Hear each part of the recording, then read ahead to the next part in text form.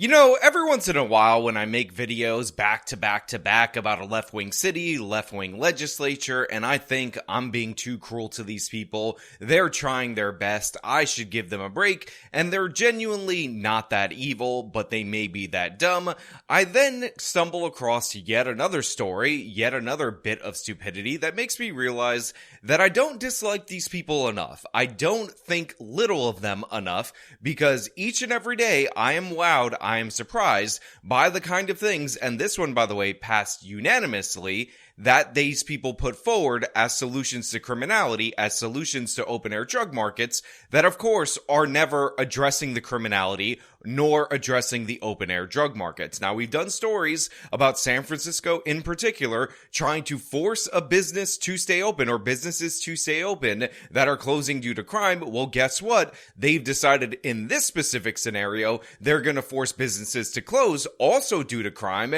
because this is, according to them, the only way that they can address this situation. And unsurprisingly, a bunch of left-wing people that border on or are actually socialists support policies that allow them to pick and choose what stays open, what closes, because everything is an opportunity for them to gain more and more power. Now, we're going to get into this, but before we do, thank you to everyone who signed up over on actualjusticewarrior.com/join. Give me the money. Give me the money. Okay? But let's for a moment switch gears. San Francisco says it is seeing progress in its fight of the opioid crisis. The Board of Supervisors tonight unanimously approved legislation to ban some Tenderloin retailers from selling prepackaged food or tobacco products overnight. So I want you to just think about what they said right there. In the city of San Francisco, where they give out needles to opioid addicts, and they end up being strewn about the streets because this needle exchange never involves the second part of it, which is the exchange back of needles. They're saying, you know what? We're actually quite successful in battling the opioid epidemic, but we have this new way to make it work, a new way to go after these open-air drug markets, and of course, it's not arresting the people that are littering the streets, that are creating all these problems, and using the criminal justice system as a stick in order to force these people into rehabilitation so that they can get off the streets and get off drugs. Instead, they're going to go after tobacco and prepackaged food sales, because you know what the real issue is. These legal drugs, not the decriminalization of all this stuff in the city of San Francisco that has led to it being on the streets. It's tobacco's fault and prepackaged food's fault. Those restrictions will be in an area of O'Farrell and McAllister Streets from Polk to Jones Street. Our Jose Martinez spoke with business owners in that area and residents living there as well, and many of them saying when it comes to rampant crime in that neighborhood, the stores simply are not to blame. So this area is in the Tenderloin of San Francisco. We've actually talked about it multiple different times on this channel. In fact, I'm pretty sure I did a story about the city of San Francisco trying to force businesses in this very same area to stay open. Now they want them to close or to significantly diminish their businesses. And I just want to point out that if somebody comes in and they're all hopped up on drugs and they decide that they want prepackaged foods, and you have a city like San Francisco that never does any enforcement against these people, and then they're denied due to this ordinance, and then there's a physical conflict, again, due to this ordinance, who is going to bear the brunt of that? Who is going to face the consequences of that? Not the city of San Francisco, but the business owner who has to deal with an angry addict that is now getting something put between him and what he wants. So this is what is being put forward as a solution.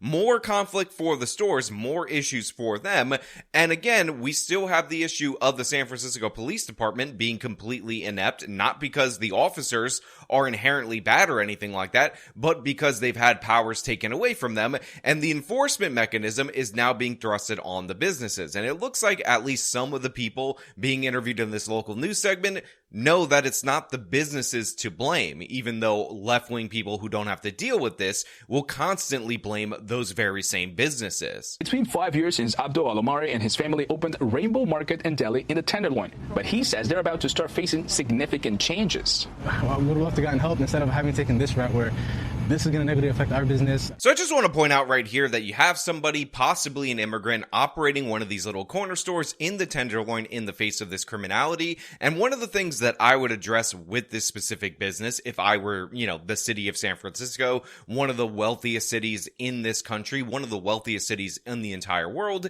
is the fact that in order to operate his business, which is just a standard deli, he has to have those metal bars all over his windows. He can't even have a normal, nice glass setting because of the criminality, because of the craziness. But rather than actually help him, rather than actually support him, guess what? The city of San Francisco unanimously decided you don't get to determine your own business hours. You need to close between 12 and 5 a.m. because all these criminals are running wild over here, and sometimes they victimize you, sometimes they steal from you, and we're not going to do a damn thing about that, but sometimes they buy something for you, and we think that may be in some way, shape, or form connected to the illicit drug market. I mean, we don't actually criminalize the drug usage, the possession, using it in public, tearing up the place, all the consequences of that drug usage, but we decided that we're going to lay this at your feet. You're going to deal with it, and guess what? Even though it's June, the month of the rainbow, even if you're called Rainbow Market, you will not be spared these consequences.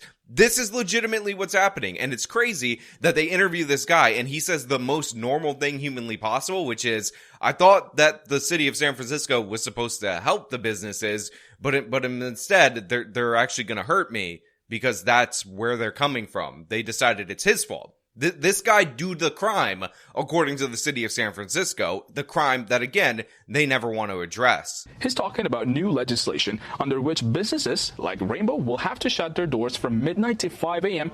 or from 2 a.m. to 5 a.m. if they are regulated by the California Department of Alcoholic Beverage Control. I feel like it's unfair for us to be punished for a few bad actors here and there, something we've been wanting to get help on for some time now. So I also want to point out the ridiculous nature of this particular proposal, because remember, this is supposed to address the illicit drug market, the open-air drug usage that occurs all over the city of San Francisco. And what they said is if you're a store that sells prepackaged food, if you're a store that sells tobacco, if you're one of these classes of stores in this particular area, guess what? You need to close from 12 to 5 a.m. However, if you are a store that's regulated by the California State Liquor Board, meaning that you're selling hard liquor, a liquor store, you get to be open a couple of hours later. Now, just a quick question for those of you out there in the audience.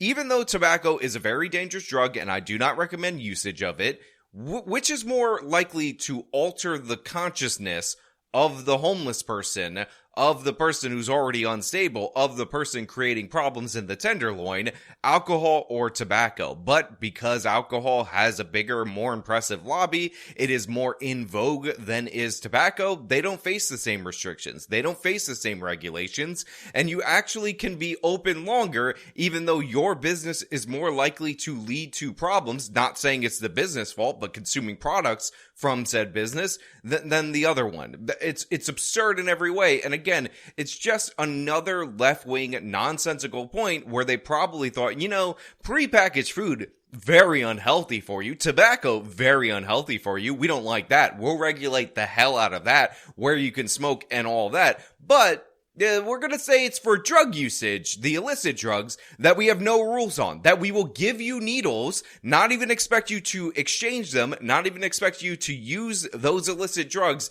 at an injection site so those needles don't end up everywhere, and then we're going to crack down on the people selling the tobacco, because how dare they? The legislation was approved this Tuesday by the Board of Supervisors. According to the mayor's office, the measure creates a 2-year pilot program targeting retail food and tobacco establishments in a high-crime area of the Tenderloin. So the mayor says, it's just a pilot program that we're going to be running for 2 years. So no big deal, nothing for you guys to worry about. I mean, we're going to experiment at the governmental level without any compensation on your business being controlled by the government, what hours it can open, and we're just going to do it for 2 years, and after that, it should go back to normal if we don't see any improvement. Good luck staying in business those whole 2 years, now that we've kneecapped you from these crucial hours that you were once in operation. And by the way, people who are legitimately working late, doing construction and all of that, typically go to these stores in order to get meals and whatnot for legitimate purposes, but it's okay because it's just a pilot program, and that makes it sound like it's innovative. It makes it sound like they're building a rocket ship or something like that. They're doing something experimental when in reality, they're just restricting businesses. And considering San Francisco has not recovered from the crazy restrictions that they implemented during the pandemic, it seems rather absurd to attempt this again. But again, the goal is to not actually solve the problems, or maybe it is, and they're just stupid, and they just want more control over the economy regardless because they think they know better than you, and they think they can make better decisions than you. Now, obviously, I don't know if you guys are aware of this, one of the solutions would be, you know how you can't smoke in front of a building in a lot of these major metropolitan areas within 25 feet? You could actually enforce that. You know how you can't drink in public? You could actually enforce something like that as well against the drug users, against the drug addicts, against the zombies that are forming all over your city, creating all these problems. You know how theft used to be illegal before we decided that they were all innocent angel Aladdins? Well, it turns out, and this may be shocking to all of you, we still have laws against theft. We still can arrest people for theft. We can still charge them. We can still pursue the case against them. We can still convict them. And theoretically, we can still put those people in jail. Although in California, you can't put them in prison because they have all these different crimes that are exempt from prison. So they go to the jail, and then the jail is too full because it's being overloaded with people. So then they get released. But at least you could go through the process to deter them for a little while. You could give them a little bit of time for those crimes. And guess what? The crime will go down when you stop re-releasing the criminals who commit the crime over and over and over again onto the streets each and every day. But, but why would we bother doing that when we could blame the business? Defined as between O'Farrell and McAllister and from Polk to Jones. The measure does not apply to restaurants, bars, or event halls. So, of course, it doesn't apply to restaurants, bars, and whatnot. And again, it's not like people come out of bars late at night or anything like that, and that ends up creating problems. And I wouldn't be surprised, by the way, if the bar association, as compared to the retail association, decided that they were going to lobby for this particular proposal. So that way, if people wanted to grab a drink, they couldn't stop by one of these stores in order to do so, and they might theoretically be more likely to go into the bar. Now, you might be thinking to yourself, Sean, what does that even have to do with criminality? And that's exactly my point. That is the exact answer to your question. Nothing. It has nothing to do with the topic at hand. It is just yet another power grab, and they're going to drag out an absolute idiot to come out and say, you know what? Even though this is stupid, even though I'm kind of dumb for even suggesting this, let alone getting this passed unanimously, I'm hopeful that it will work, this plan that has no chance of working. Rene Colorado from the Tenderloin Merchants Association tells me he is aware of the potential negative impact on local businesses, but remains hopeful about the city's intentions. So I want to monitor and work with the supervisor's office to make sure the businesses that are not bad actors are protected and that they're not unfairly targeted by this legislation. Oh, I'm sorry, this guy is actually from the Retailers Association. So a guy from the Retailers Association, as they passed unanimously a law that unfairly targets these businesses, says, you know what, we just want to monitor the businesses to make sure that the ones that aren't bad actors aren't the ones getting punished. Well, guess what, you absolute buffoon? The criminals are the bad actors. The people committing the crimes, they're the ones doing the bad thing. You're from the Merchant Association and you're going to endorse this? You're going to rubber stamp this? You're going to say, you know, this blanket law that applies to the businesses in this particular area that has to do with the crime that occurs in this particular area that is committed by criminals who, guess what? Oftentimes, 99%, damn near 100%, don't own these businesses. We want to make sure that they're not unfairly being punished by this policy that, by its very nature, unfairly punishes these businesses. It's absolute insanity. This is what is being presented to us by the city of San Francisco, and this guy sounds like he should be a lobbyist for these businesses, but apparently not so much or not very good at his job. So he decided to say, oh, well, you know, I'm very hopeful about this. We're right on board for this. Violations of this ordinance will result in administrative citations with fines of up to $1,000 per hour of violation. Repeat violators could face lawsuits from the city attorney seeking court orders for compliance and payment of fines. The city says the goal of this initiative is to improve the community's health and well-being, not to punish small businesses. So right there, they lay it on the consequences. They say you could be fined $1,000 every hour that you're open beyond the time that you're allowed to be opened. And I kind of love the fact that the local news agency right here, and I'm going to explain this for the podcast listeners, decided to cut to B-roll of all these different homeless people that are loitering, that are basically setting up an encampment in this particular area, because it really goes to show you that that's the problem right there. These people that are camping around, these are the people that are stealing, these are the people that are committing crimes, these are the people that are using drugs on the sidewalk in the city of San Francisco, in the Tenderloin, and for some reason, the city decided to look at this image, look at these people, look at the problems associated from these people, and say, you know what I realized, you know what I determined, those buildings that they're standing in front of, some of them are businesses, and I believe in my heart of hearts that the businesses are actually causing the criminality. The businesses are at fault for the people not affiliated with the businesses camping in front of them, and by the way, driving away customers. So we already have an issue where different various stores are closing across San Francisco. The Tenderloin been hit exceptionally hard in this regard. Theft is out of control, and the city of San Francisco decided, you know what? It's the remaining businesses, the people who still think that they can function in this city, that we need to target, we need to crack down against, because God forbid you have a functioning economy in one of these liberal hellholes, also known as a utopia. For residents like Zach, who was homeless for at least 5 years and now rents an apartment in the Tenderloin, the measure seems extreme. He tells me the city should come up with bigger plans to address the real issues here. I think we need to focus more on the people, and instead of the unanimated around.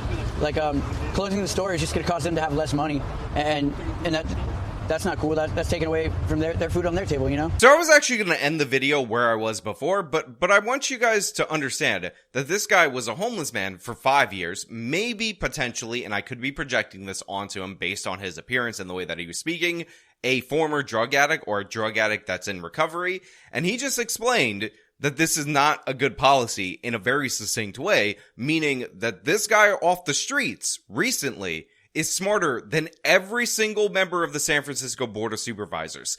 Every single person elected by the people is dumber than this guy right here. This guy right here just explained that we have to address the issues with the people and, maybe not go after the businesses, because all you're going to do is cost them money for no reason. This guy. Now look, other than the fact that I think that Mayor London Breeze should be replaced by green hat homeless guy right here, or formerly homeless guy right here, that's all I really have for you guys. I want to know what you guys think down in the comments below, and whether or not you truly believe in your heart of hearts that this is the best way forward in terms of policy, that this is something that you should definitely support, you should definitely be on board for, because honestly, the issue is the businesses selling tobacco and prepackaged food. That's what's causing all the criminality, not the criminals. Again, I'm always surprised, always shocked, even though I shouldn't be, by how dumb cities like San Francisco can actually be, and this is a perfect representation of that. But again, so let me know what you guys think. Comments below. If you like the video, show them by leaving a like, subscribe for more content, follow me on all my social media, support me via the support links in the description of this video. This has been me talking about San Francisco now forcing businesses to close. Till next time.